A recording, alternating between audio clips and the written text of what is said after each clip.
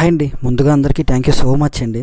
ఎందుకంటే ప్రతిరోజు నేను ఏ వీడియో అప్లోడ్ చేసినా సరే దాంట్లో ఇన్ఫర్మేషన్ మీకు ఉపయోగపడినా లేదంటే మీకు ఉపయోగపడకపోయినా సరే నన్ను ఎంతగానో అభిమానించి వీడియోస్ లైక్ చేసి మీ అభిప్రాయాన్ని కామెంట్ రూపంలో చెప్తున్నందుకు థ్యాంక్ యూ సో మచ్ అండి. మీ అభిమానం అయితే ఎప్పటికీ ఇలానే ఉండాలని మనస్ఫూర్తిగా కోరుకుంటున్నా. అలానే నా ఈ ప్రయత్నం ఏంటంటే ఎవరి పని తక్కువ చేయాలని లేదంటే నేను ఒక్కడిని పనోడిని చెప్పడం అయితే కాదండి.